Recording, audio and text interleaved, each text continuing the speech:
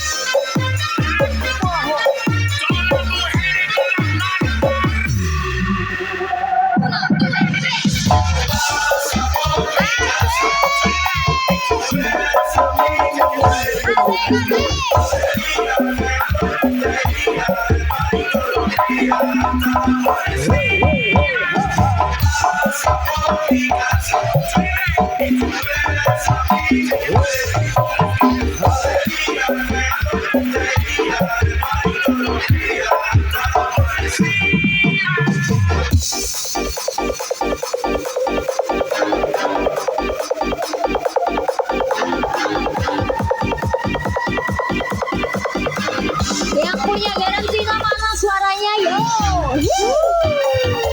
Asik. Au au au.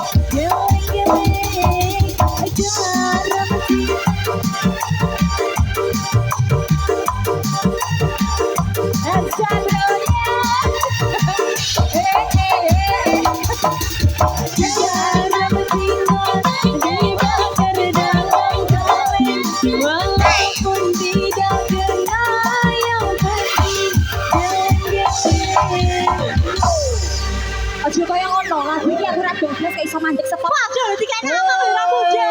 Biar rame cina. Wis dadi uyu kangkang ngene iki. Umat neng kok aku iki. Ayo, mau sobat aduh Mas.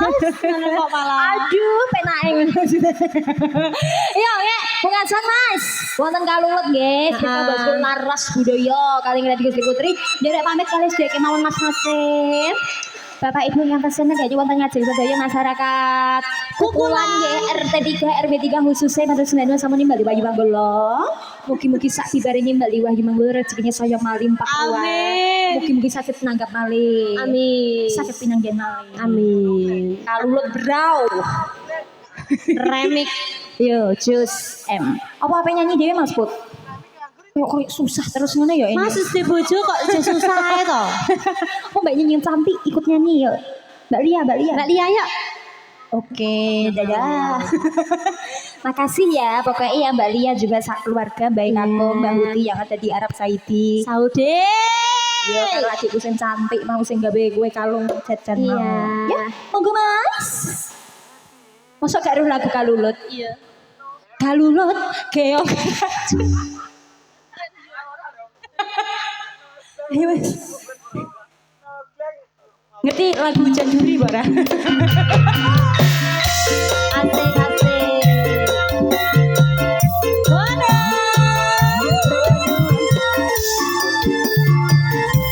Asik asik.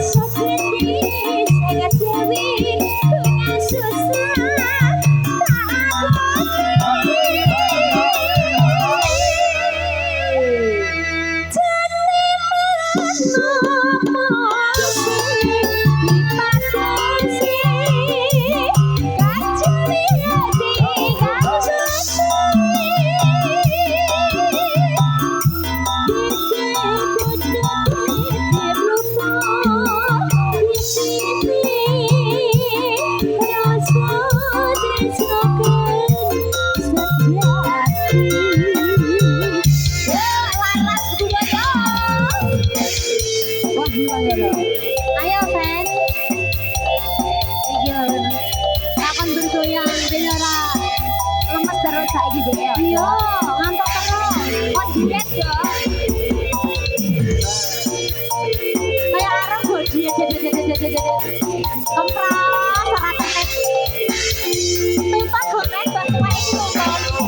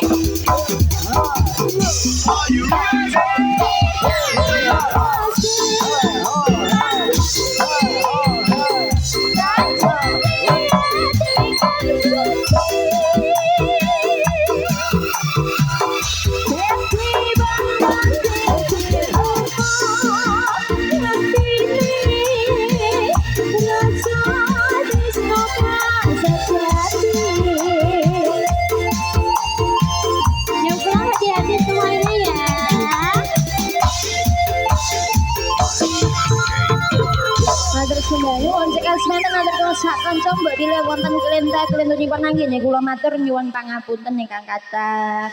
Palenggehane nggih.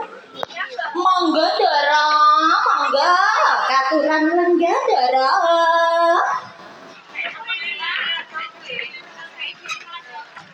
Wah jenengan kok kabeh sing mboten napa galian iki lho Ndara kene menapa? Nggih. Nggih.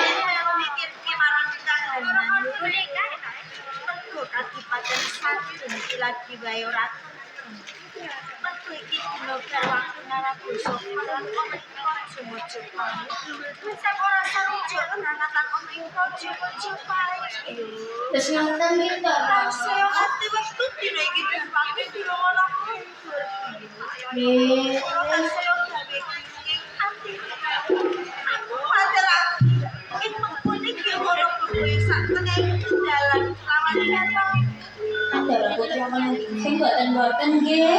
Derek niku mawon, mugi-mugi Ndara boten wonten halangan apa Ndara.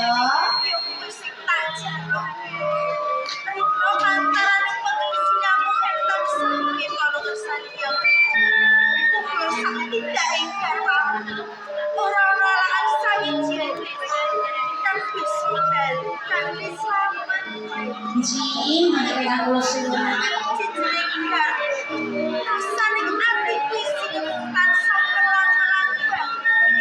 Nggih, kula saged manut panjenengan Ndara nanging sareng nggih wonten kula lan ati-ati mesti dhateng panjenengan. Nggih.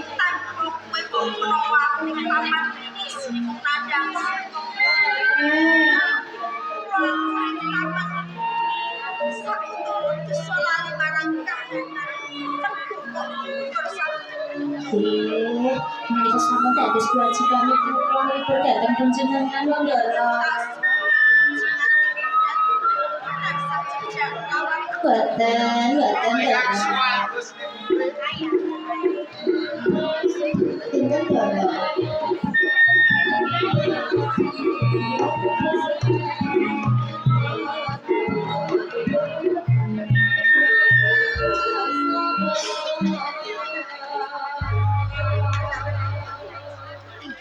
Jenengan nanti ono ing taman sini.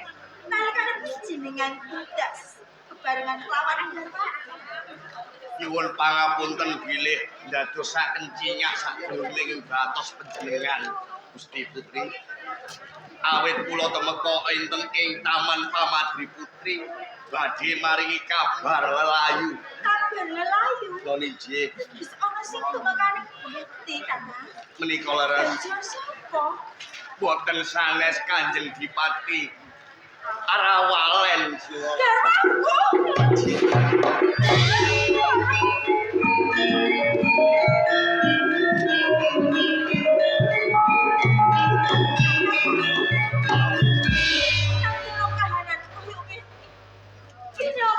Jenengan kaliyan kanthi kaiji.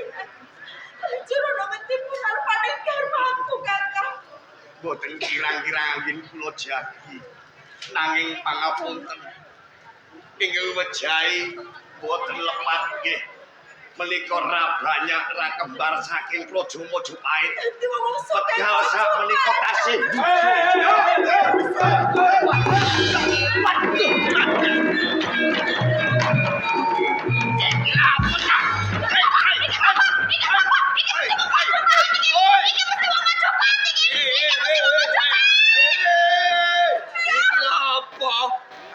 Iki lho lembar kok ngawet ae gene. Wih, bari eta.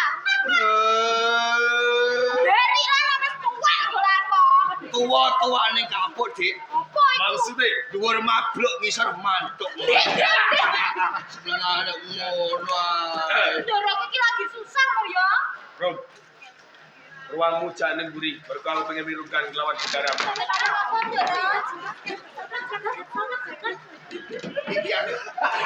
Iki kuwi aja ya aku kancani. Gini lho, kula kancani Ndoro jane aku iki. Kula boten tegel kali jeneng aku tak ngene begini dhisik. Apa?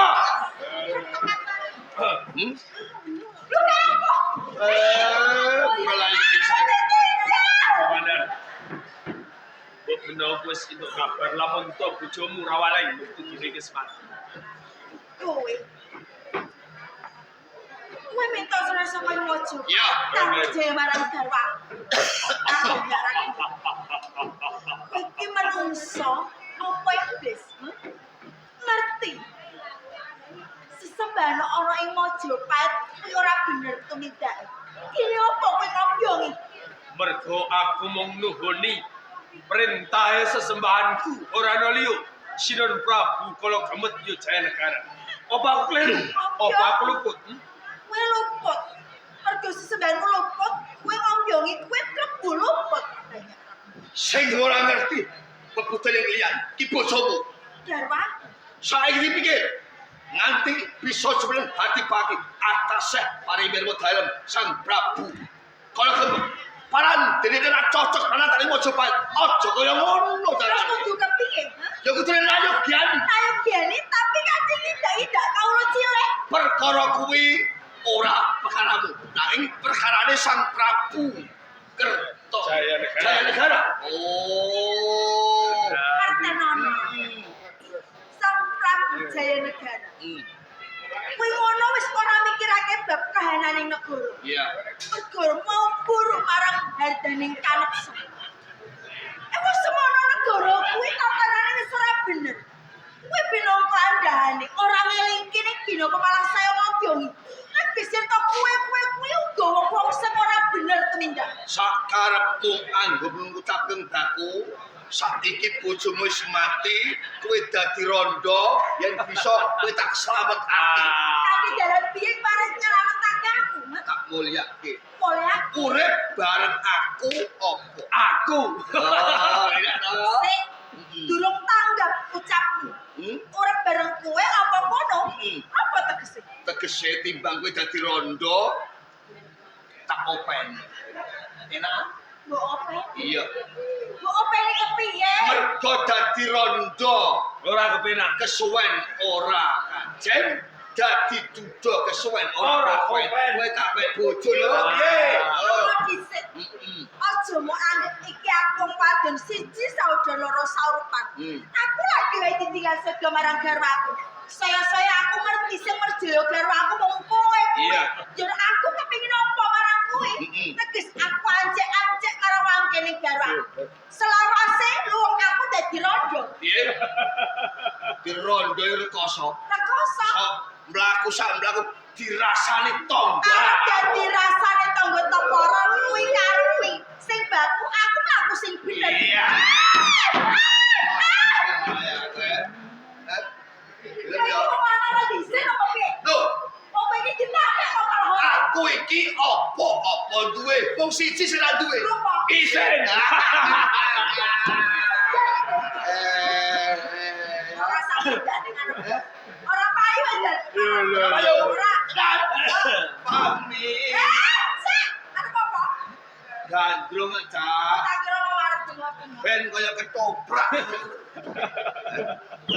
Hei, ora sak paksa yen suaramu ora kuat. Loh, lek ora kuat balik pintu. Loh, enak to? Yen aku aja jamu. Oh, testing. Kates kuwi penting. Ora sak kakean omong. Apa? Ketoprak ora omong lah omongan. Aku ora gelem karo kowe kok. Gua anggap BS. Tok. Ya, Apa? film ya. Apa? Kami masa suwen.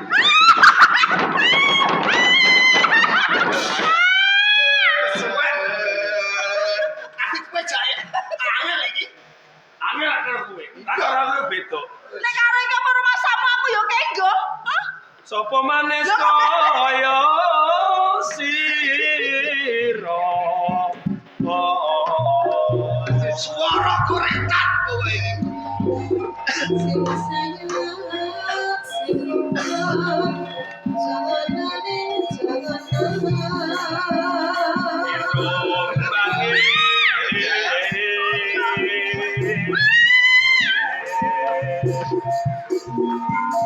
Godek nyonyoto.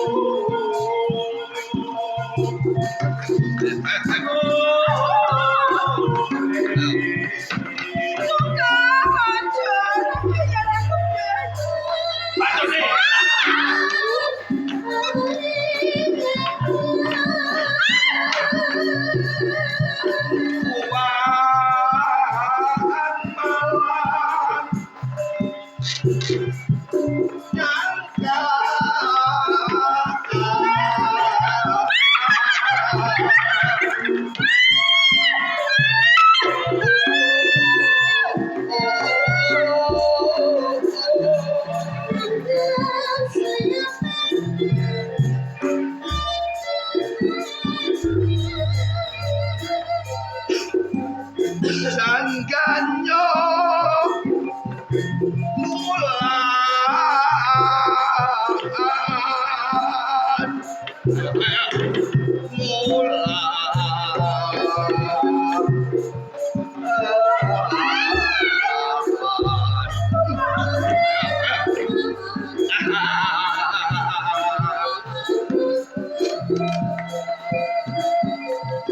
Untuk cilik pinang saleh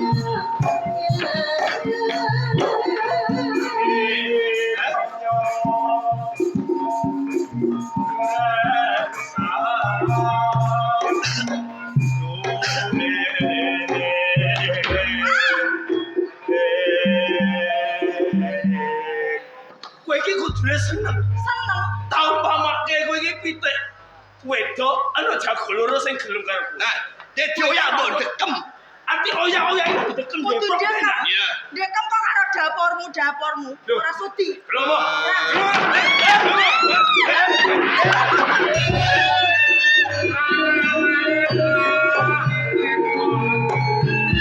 sing sabarane mbok Sampeyan ganggu ae. sikilku malah mbok gejuk Kurang sak ceritan kena. Sampeyan lho, Pak, dugi mriki lah napa? Karepem kowe ape seneng karo Dawat-dawat. randane rawale nek Lho, nggo eman nggih Eman Mas. dimarangkul. Ya, tak openi openi karepmu apik. apik Ning kamuktenmu mung cukup semono wae Lho, nek lho, lho, mbok lho, lho. bacot. kok sakit Sakit kasaripun menapa? Saiki tak takon. nggih Kowe kelakon nyenengi randane rawale Nggih. tak loron mergo watakmu aku ngerti. Ah, nggih. Sing tak karepe mandek mung semene, aku rak duwe karep to Lek. Lah pripun? Randane kuwi dadi putri boyongan. Nah ya to. Nggih. Tak aturke jaya negara. Bapak ke wonten ing taman kapopongan. Heeh. Suguhke Sinon Ya. Prabu Janegara. Upama ora seneng diombeni warga. Pamre panjenengan apa pamre? Yo, Mojopahit tak ngalurke ngalor, tak ngidulke ngidul. Kok nek wis kelakon kowe padha mukti sambang netraku kuwi. Omong kok jebul kaya ngono kuwi.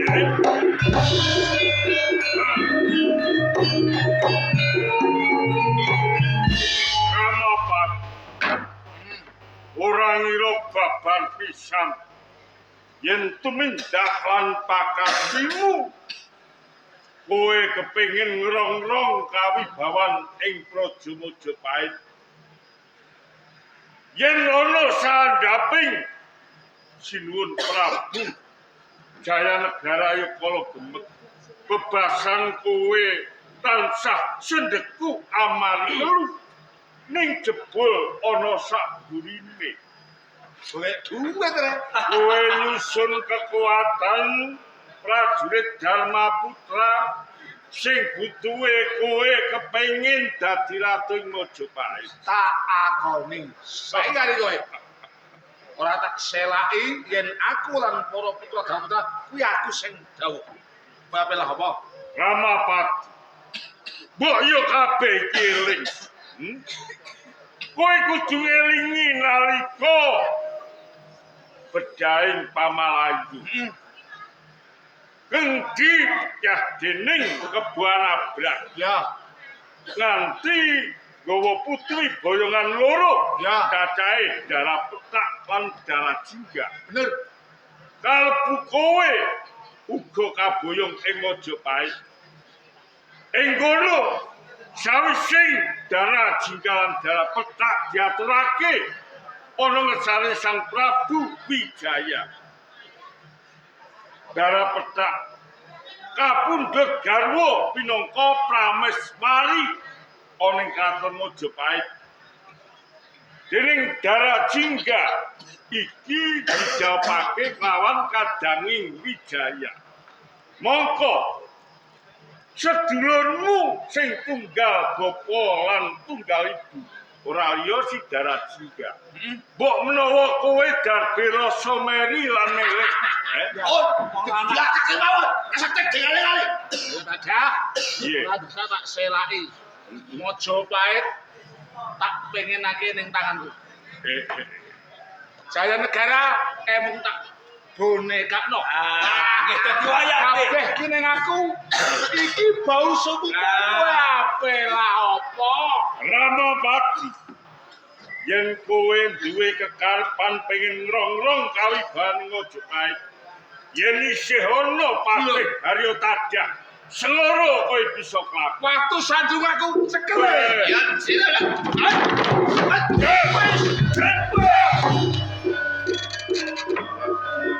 Maju dengan hatimu ada. Jangan.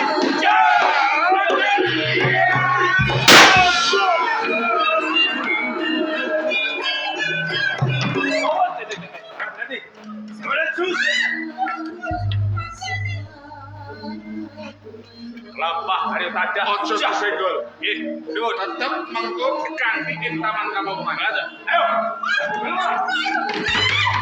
Sing wigati ngerti? Ora usah dibujung. Urung mati. Ayo. Ayo.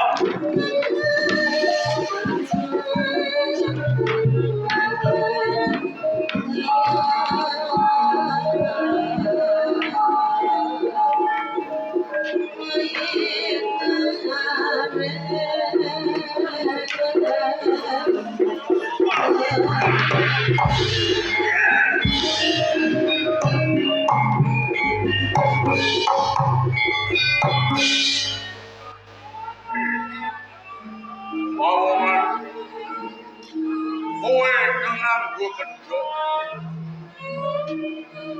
Kowe berangkat aku saka tanganing Ramapati. Panjenenganing prajurit Dharma.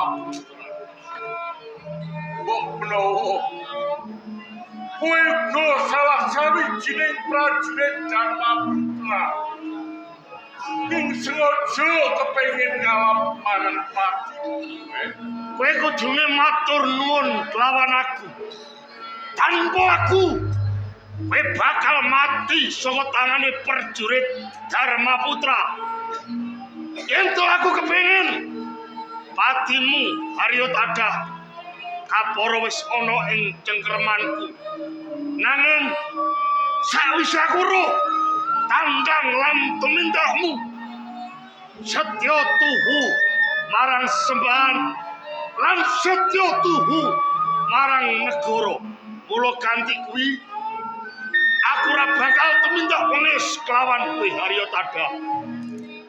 Menungso kang nyolowati nganggo kedhok yen pancen niatmu becik nulungi lawan aku. Coba aku kepengin ngerti bukanin kedhokmu sapa sejatine kowe.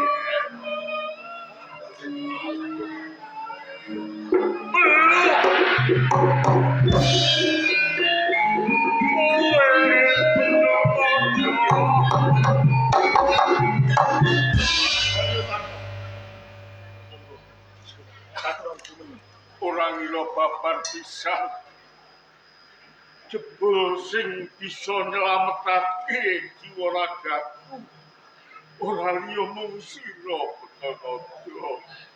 sasampunipun kula ngertos lelambahan ingkang sampun dumadi sedaya kala wau ingkang damel reretu wonten ing Praja Majapahit boten wonten sanes namung prajurit Darmaputra. Pancen bener apa sing dadi kandhamu? Iki Majapahit bebayani banget. Merga ana musuh negara sajroning negara. Leres sing dipandhegani dening Ramapati pinangka tuwa-tuwangganing prajurit Darmaputra. Bekemodo Paman Haryotadah Ramapati nyujebakang rong-rong kawibawan ing Praja Majapahit. Ngaten inggih.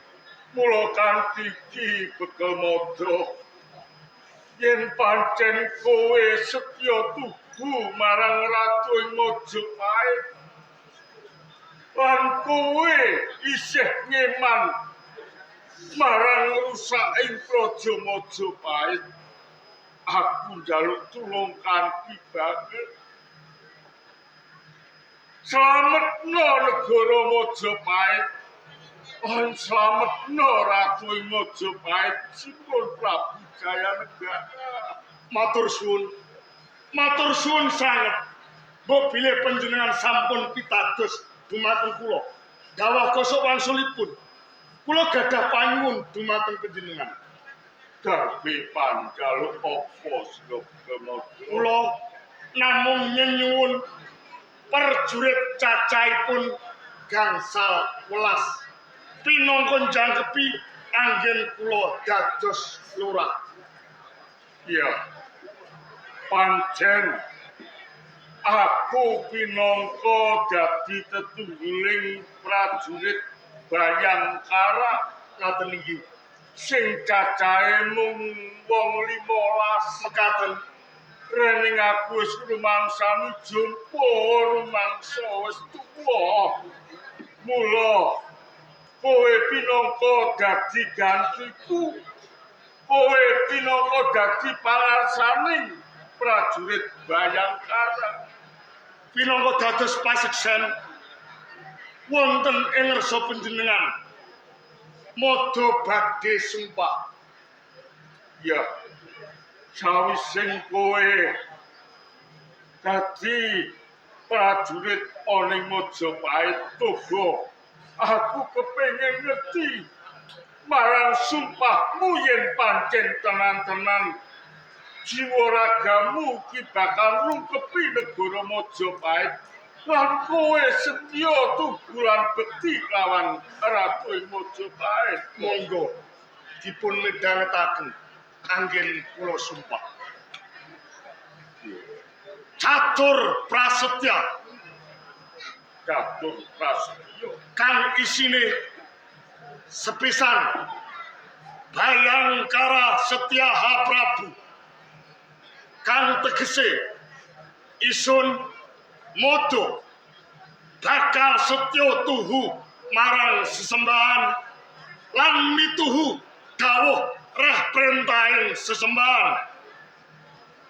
Kaping pindhone Bayangkara Ginung Pratijina kang isine isun modo tetek katak tanggon ora bakal kengguh marang umbya ing jaman.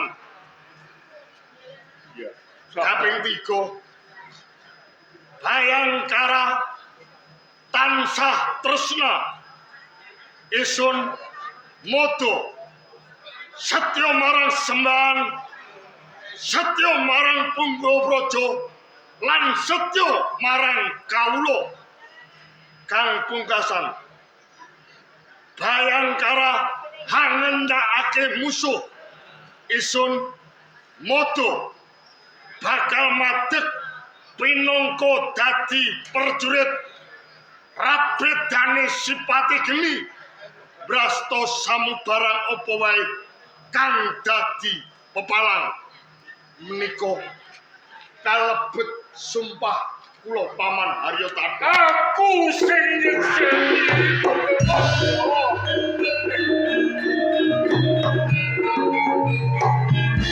Ora mila babar pisan aku darbe murid kaya dene kowe bekel modo kaya kabeh sumpahmu